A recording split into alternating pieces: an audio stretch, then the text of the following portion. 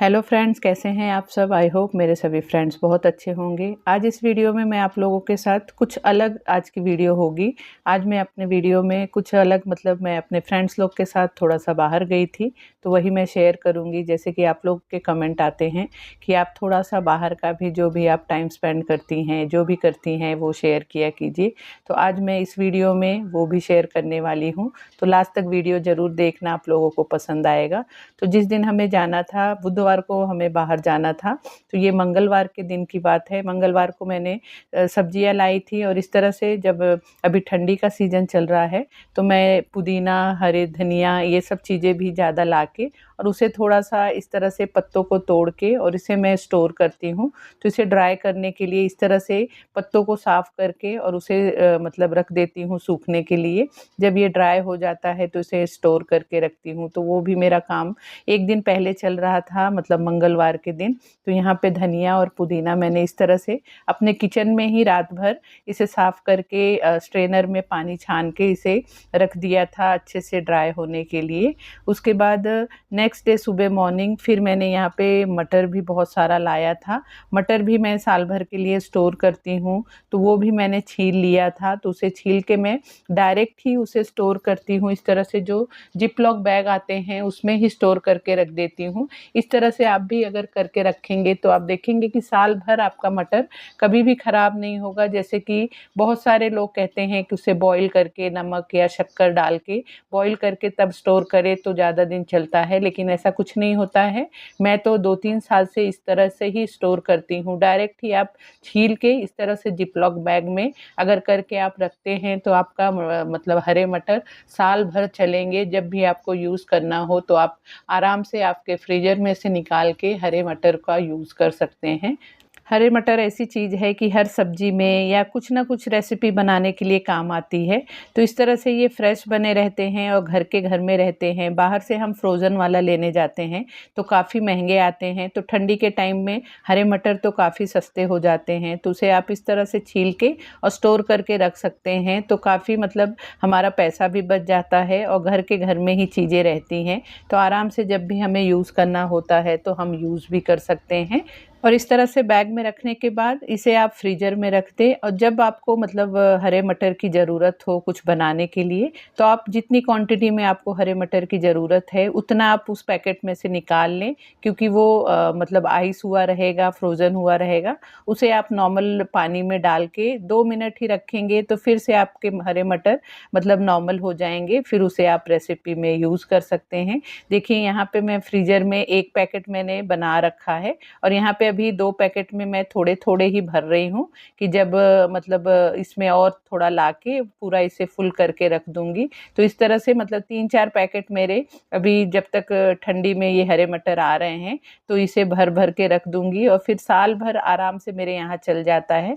बहुत ज़्यादा भी हमारे यहाँ यूज़ नहीं होता है और कम भी नहीं होता है। तो इस तरह से मैं रख लेती हूँ और इसका यूज़ कर लेती हूँ। उसी के साथ यहाँ पे मैंने कड़ी पत्ता भी ला रखा था। तो कड़ी पत्ता भी जैसे फ्रेश वाले कभी कभार मिलते नहीं हैं, और मेरी आदत है कि धनिया हुआ, पुदीना हुआ, कड़ी पत्ता हुआ, ये सब मुझे लगता ही लगता है, मुझे अच्छी क्वांटिटी में लगता है। इसके बिना मुझे मज़ा ही नहीं आता है कि कोई भी रेसिपी बनाने के लिए।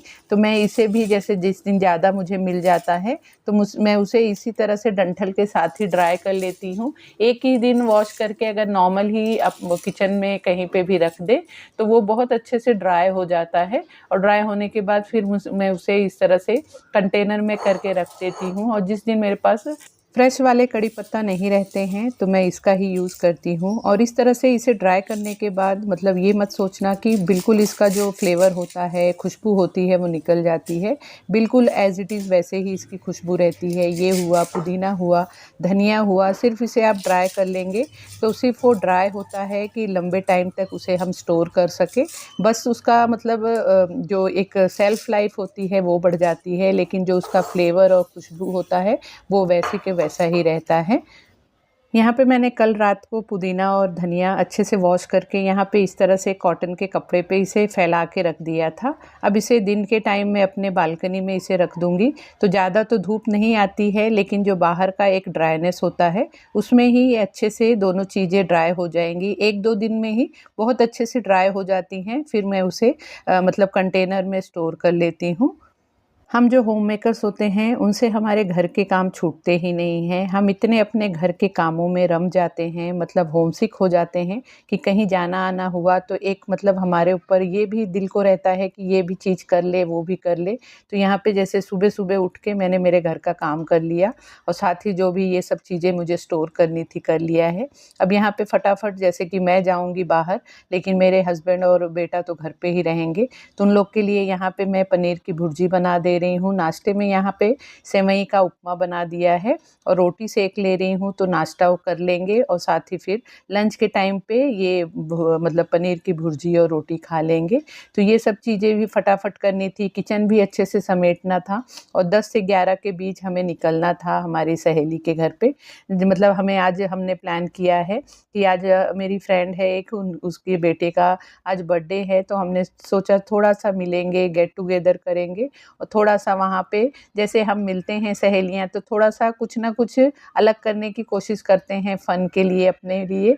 तो यहाँ पे हम छोटा-सा उसने कीर्तन जैसा रखा है। हम ही 6-7 सहेलियाँ हैं जो आपस में कीर्तन कर लेंगे, फिर वहीं पे थोड़ा-सा खाना-पीना होगा, एन्जॉयमेंट होगा।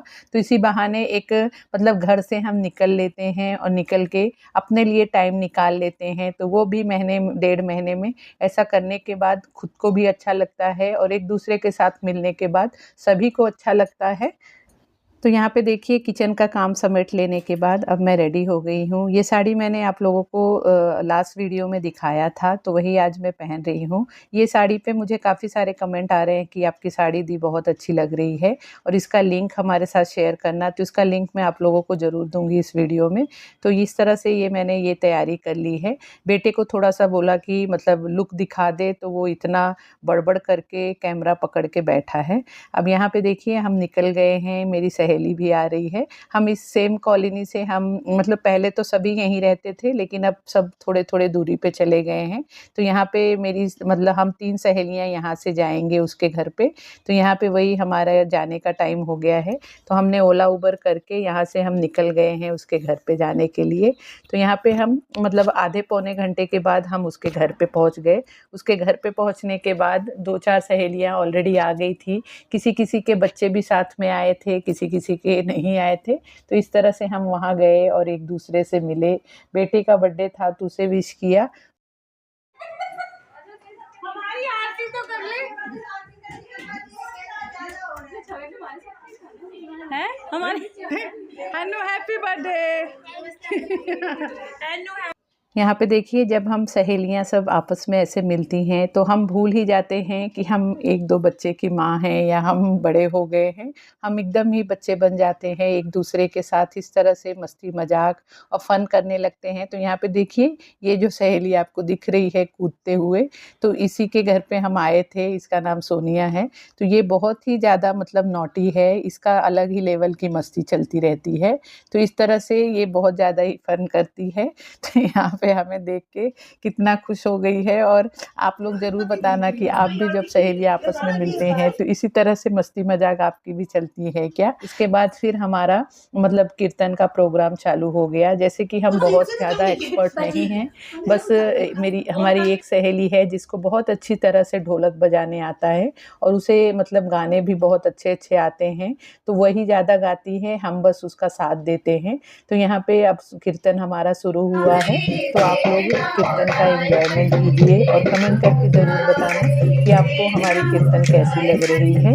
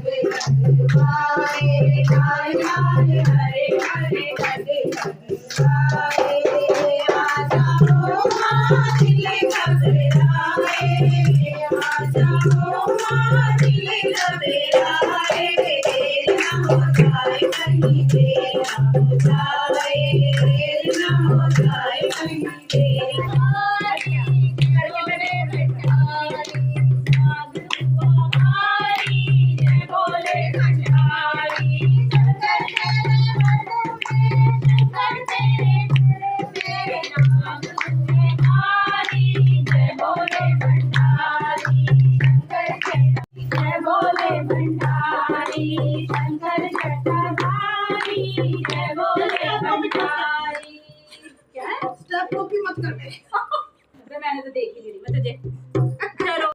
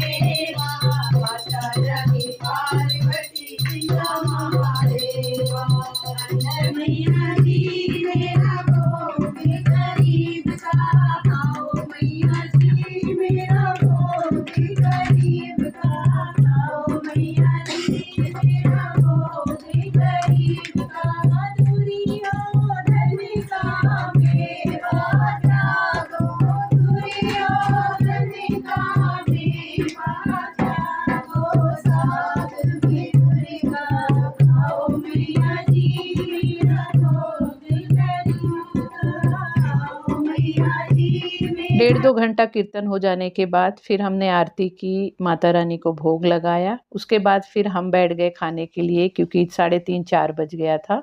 तो यहाँ पे 7-8 ही जन हम थे, तो 2-3 जन पूड़ी बनाने लगे, बाकी हम सब खाने लगे।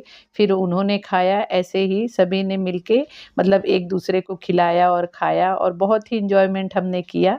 उसके बाद फिर हम खाना खा के बहुत ही रिलैक्स से बैठ गए और फिर से हमारा मस्ती मजाक चालू हो गया। जैसे कि सहेली के बेटे का आज बर्थडे था, तो ये हुआ कि जो जच्चा बच्चा वाला गाना होता है वो भी थोड़ा सा गाया जाए, डांस किया जाए। तो यहाँ पे जो मेरी मेन वाली सहेली है जिसके घर पे हम गए थे, उसे नाचने का भी बहुत शौक है, तो वो खुद ही कोई डांस करे या ना करे वो खुद ही करने लगती है। उसके साथ फिर और एक सहेली ने डांस किया, तो इस तरह से सभी ने डांस किया और